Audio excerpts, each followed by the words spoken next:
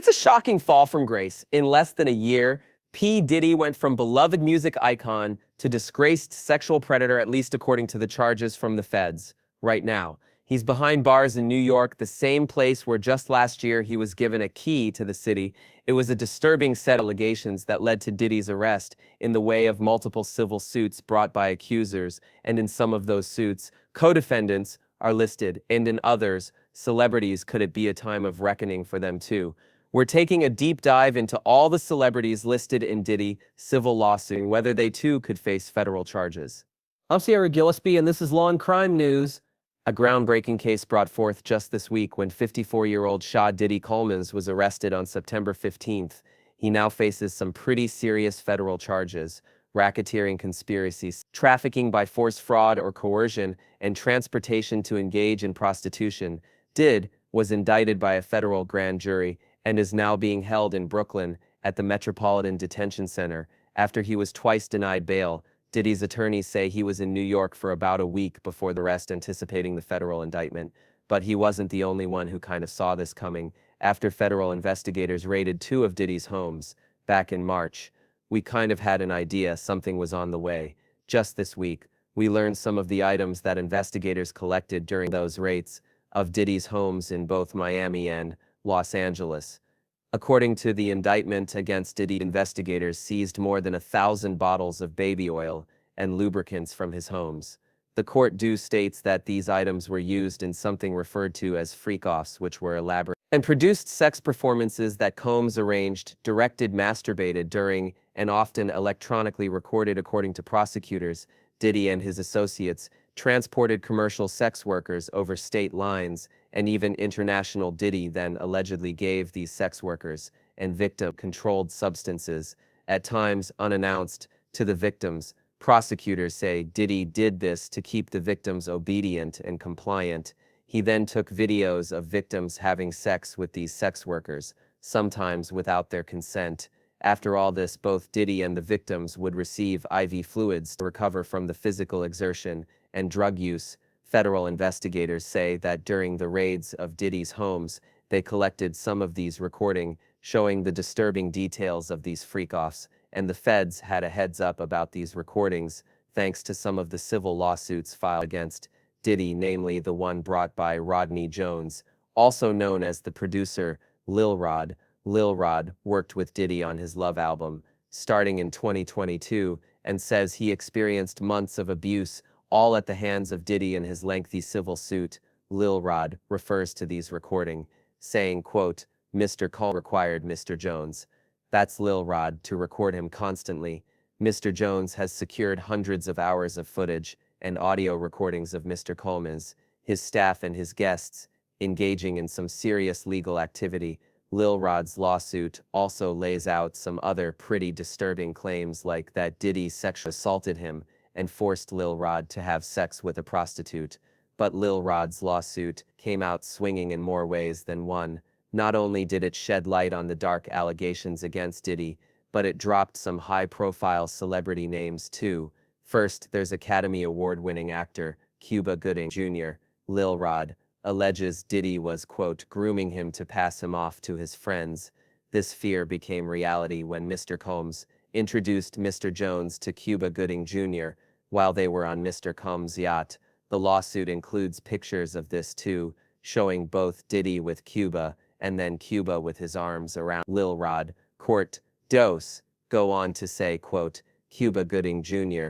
began touching, groping and fondling Mr. Jones's legs, his upper inner thighs near his groin and the small of his back near his buttocks and his shoulders. He rejected his advances, and Mr. Gooding Jr. did not stop until Mr. Jones forcibly pushed him away. Here's former prosecutor Melba Pearson. In the last couple of years, there were allegations against him for sexual assault, so now we had those prior allegations, and now we see him tied to this case as allegedly trying to, assault others back in 20. On misdemeanor charges of forcible touching and sexual abuse after allegedly groping a woman in Times Square. By the next year, 3 women had come forward accusing him of non-consensual sexual touching. He eventually reached a plea deal with prosecutors that required 6 months of counseling, but no jail time. Just this summer, he appeared on Dan Abrams Live where he discussed those charges. When you pleaded guilty to a forcible touching misdemeanor in 2022, eventually led to a guilty plea of a lesser charge. A year later, you settled a federal civil lawsuit, 2 more civil misconduct lawsuits. Can you understand why some would say, don't want to cast this guy? Sure, but I can also understand some people who come up to me in the street all the time and yell, show me the money, and say, hang in there, and I see what you're going through. You know, you make movies for an audience of people, right? Right now, I'm making a movie for faith-based people who are excited to know our hope in humanity, especially the times we're in, dealing with politics and the world issues that are going on. So that's where I am now. And have you expressed regret, sorrow, apologies for what happened previously? Everything that happens in my life is for a reason. I believe that. And if I continue to walk on my path, whatever that is, I know at the end result, it'll be to make me stronger, to be a better person, to be a better father, you know. And right now, that's the moment I'm in. Back to Melba says, it's possible that charges could be brought against the actor. I am getting the feeling where there's smoke, there's fire, right? Because now we have 2 different instances where you're accused of the same type of behavior, you know, years apart. I think there's something there, and I don't know that Cooper Jr. is going to escape from that one, because he already saw definitely people moving away from him within Hollywood circles and other circles once those first sexual assault allegations came out. So at this point, I don't think he's going to get away with it a second time. Is it possible that he could face charges based on these allegations that were brought forward by Lil Rod? It is possible as well. Again, we've got the statute of limitations issue to deal with. So depending on the time frame of when this happened is, you know, again, the Adult Survivors Act, which was the vehicle where many of these lawsuits came out. When if these civil law school suits, came out, there was a fin out amount of time for those suits to be filed. The time frame is going to be very, very important of what witnesses come forward, because again, you know, this may not be a situation where DNA may be at play. This may be more of a situation of, hey, yes, I was there, and I recall, you know, Cuba Jr., you know, putting his hands on the L-Rod, or I, you know, recall certain aspects. So it's going to be a very witness-intensive type of case. And the question is, will witnesses be willing to come forward? Another high-profile name listed in Lil Rod's lawsuit is Jennifer Lopez. From the standpoint of the names of the celebrities that were tied to this, the fact that Jennifer Lopez was tied to this back when she was involved in or party to a shooting at a club when she was dating Diddy, and is now alleged to have brought the gun with her to the scene and gave it to Diddy, and that's how the shooting occurred. Lil Rod's team brings up J-Lo when establishing Diddy's history, writing his, quote, Rico enterprise has existed for at least dating back to the 1999 nightclub shooting in NYC, when Mr. Colmus required his then-girlfriend Jennifer Lopez to transport his illegal firearm into the NYC nightclub. The court also alleged Diddy forced his then-artist, Shine, to assume responsibility for the shooting of several individuals. Shooting happened on December 27, 1999 at about 2:05 a.m. A fight broke out at a nightclub in New York City between Diddy Jamal Barrow, who's known as the rapper Shine, and Matthew Allen, who went by the nickname Scar. Guns were drawn, and 3 people were shot. No one suffered any life-threatening injuries, and the victims were not involved in the fight. J-Lo and Diddy fled from the scene in a car, but were later arrested and charged. J-Lo's charges were dropped, but the others stuck. Diddy was acquitted, but Shine was sentenced to 10 years in prison. He was released in 2009 and deported back to his home country of Belize. Lil Rod alleges it was Diddy who pulled the trigger, and Shine just took the fall for him. Because of this allegation, experts like former FBI agent Bobby Chone say investigators could take a second look at the shooting. If there's a civil lawsuit that lays out this major allegation, what would it take to reopen an investigation into something that happened 25 years ago? Well, it would take, you know, it would take a different look at it. So, you know, in other words, he was acquitted on the state murder charges. Now, federal charges can be different. You can have RICO, you can have a continuing criminal enterprise, you can have the underlying acts, the predicate acts, if we used to call them when I worked RICO cases, a RICO predicate act could be something like that 1999 case, and you can use it as a predicate act. You can bring it up. You can, when I worked cold cases of this type, sometimes with the passage of time, people aren't as intimidated and they're not as threatened, and they get away from the person who was the threat, and they feel more forthcoming to testify or to give statements in testimony. But certainly I think that that case is going to be part of it. In the aftermath of that, they have witnesses that say he bragged about intimidating witnesses, paying off jurors. Certain when you have that kind of stuff, if you go back and you find that juror that was paid off, or jurors multiple that may have been paid off, certainly that gives you the impetus to kind of come forward and refresh those charges on a federal case. So the federal cases will be a little different. The charges are a little different. So it's not double jeopardy. And so I think that case that you mentioned, that you cite, I think is certainly one of the ones they're looking to build into a much bigger, to me, maybe a RICO type case. We also know that federal investigators have spoken to other plaintiffs in civil cases against Diddy to learn more about his personality and what he's like in relationships. That means J-Lo is someone the feds will want to talk to if they haven't already. It also means she could be called to testify against him. It's possible, it's absolutely possible. If I was the prosecutor handling that case, I absolutely would list her right. But of course, we need to know whether or not she'd be cooperative.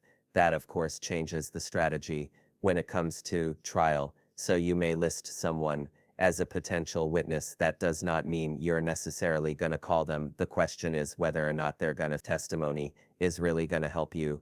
But there is a universe where she could testify against him in terms of, violence, in terms of his interactions with other artists, especially the folks that have been coming forward, alleging that he has harmed them in some way or engaged in, human trafficking and sex trafficking. So was she aware of any of that going on? Did she see him with underage girls, or was she present for when some of those videos were taken?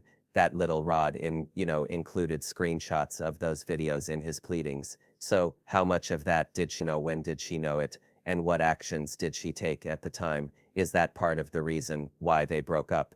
We don't know. So all of this will to be seen. Obviously, the prosecution and law enforcement need to speak with her, get a statement from her to understand what she knows or what she'd be able to testify to, and then make appropriate decisions from there. But it's not just artists that Lil Rod named either. He specifically mentioned Prince Harry, the Duke of Sussex. In Satox, it reads in part, quote, Mr. Colmus was known for throwing the best parties affiliation with and/or sponsorship of Mr. Combs' sex trafficking parties garner legitimacy and access to celebrities such as famous athletes, political figures, artists, musicians, and international dignitaries, like British Royal Prince Harry. Why even name Prince Harry?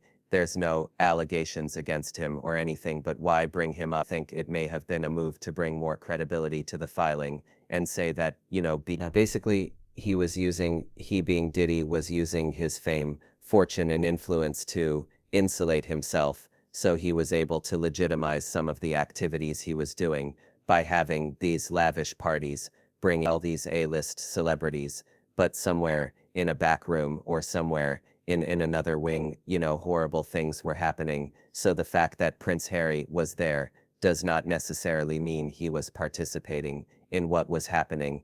And just because you were at a party doesn't mean what's happening in every inch of the house. I mean, if you think about it, if the part is being thrown in a mansion, there are various floors and wings. So it is completely possible that he was there and did not participate. Now, you had said Prince Andrew, especially as a result of the allegations that came out in connection with the Epstein case, that they were close and that they traveled together. And, there was a person that alleged that he had sexually assaulted her while she was underage. that would be a different story. But Prince Harry, and the way that it was mentioned, seemed to be very, again, just sort of trying to bring legitimacy and talk about these were the people that he surrounded himself by to protect himself. Prince Harry has no criminal charges or even any accusations of illegal activity, but he could still see the inside of a courtroom in a defamation case. It's possible that Prince Harry may be able to preserve his reputation, and since it was such a minuscule mention in the greater context of this filing, he may be okay. Another celebrity mentioned in Lil Rod's lawsuit is Young Miami, who dated Diddy from the lawsuit. Young Miami's cousin assaulted Lil Rod during the Thanksgiving holiday in 2022. Similar to Prince Harry, there are no allegations against Young Miami herself, so there's probably no worry of charges being filed against her, but there could be charges against some of the other people listed in Lil Rod's lawsuit. That's people like Diddy's chief of staff, Christina Coram, who Lil Rod compares to Ghislaine Maxwell, the longtime companion of Jeffrey Epstein. Epstein died by suicide in 2019 when he faced numerous charges of sexual assault over the course of multiple years. Maxwell was charged and found guilty of sex trafficking in relation to her time with Epstein, and she is currently serving a lengthy prison sentence.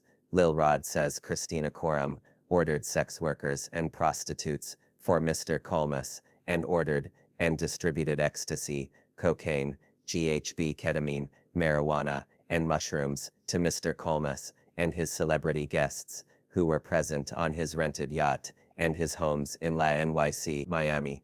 This is referenced in Diddy's indictment, too, saying members and associates of the Combs enterprise, including high-ranking supervisors, security staff, household staff, personal assistants, and other Combs business employees, facilitated the freak-offs by, among other things, booking hotel rooms for the freak-offs, stocking the hotel rooms in advance with the required freak-off supplies, including controlled substances, baby oil lubricant, extra linens, and lighting. Federal prosecutors also alleged these associates arranged travel for victims and commercial sex workers, delivered large sums of cash to Diddy to pay these sex workers, and even scheduled the delivery of IV fluid. So according to Melba, it's possible some of these associates are charged too.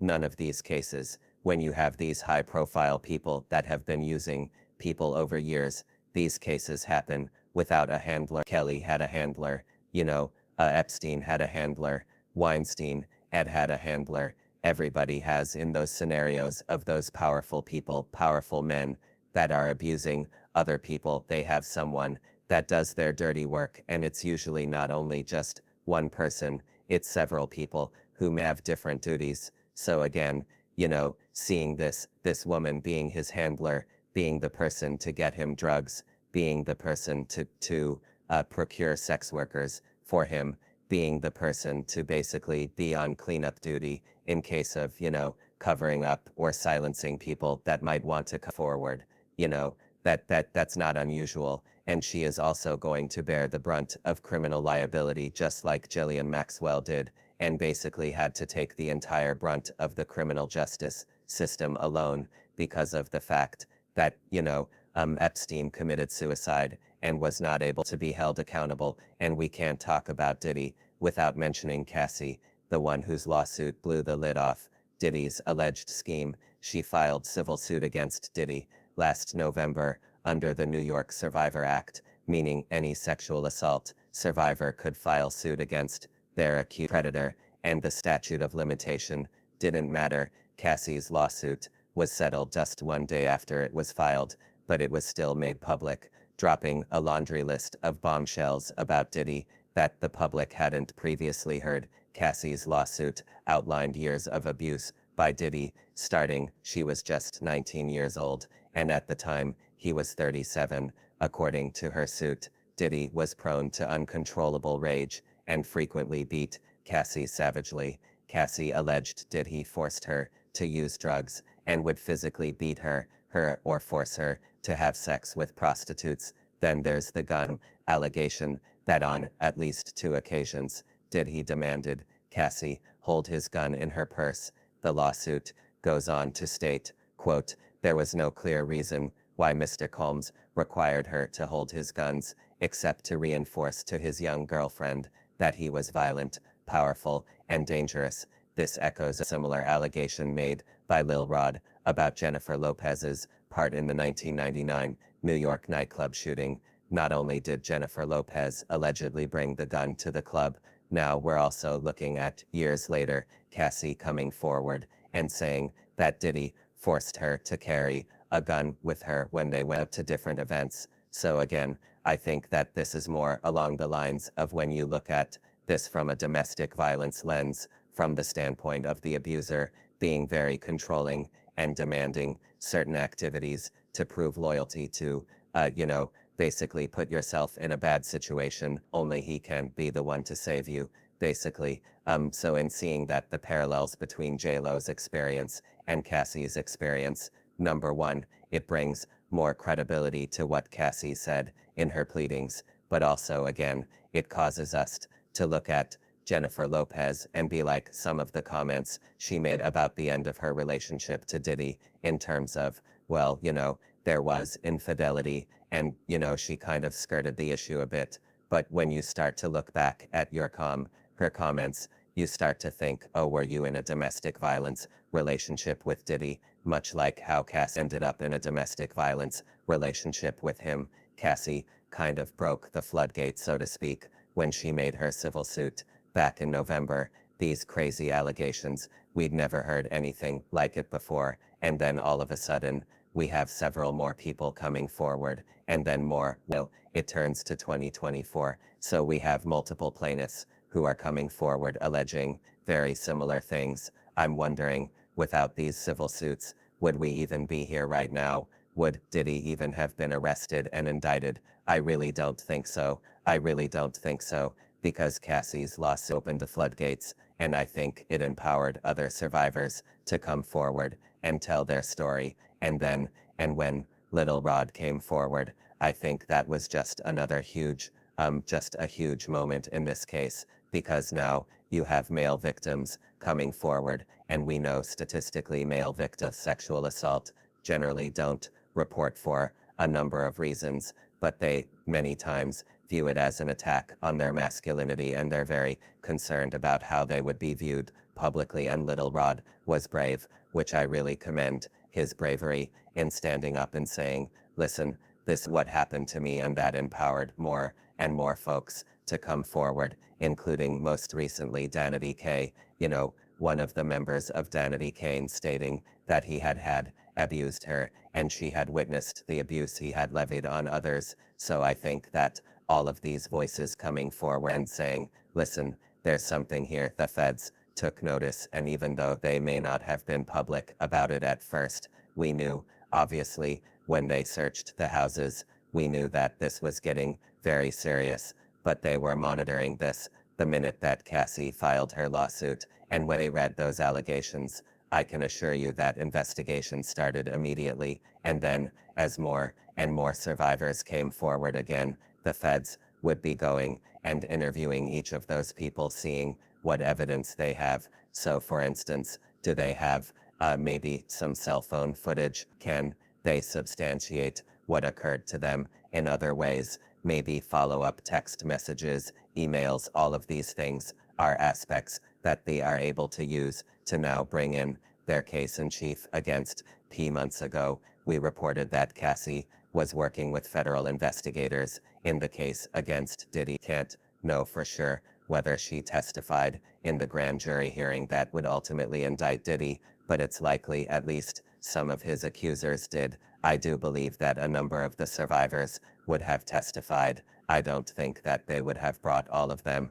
because of the fact, number one, you want to testifying is traumatizing, especially when you're talking about the most awful day likely of your life and some very degrading things that happen to you, and you have to tell that to a bunch of people you don't know. So you have to be very cautious in when and how you bring your victims and your survivors to testify, and think about that in terms of your strategy, because again, you may want to save some of the survivors for the actual trial, if this does go to trial, and maybe just pick one or two that make the point right, and then you can fill it in with more evidence as the trial proceeds. But you don't necessarily have to show all of your evidence to the grand jury. You just pick the strongest pieces of evidence so that, again, you're not burning your survivors out before they get to the point of trial unnecessarily. Obviously, they do have to testify and, tell their story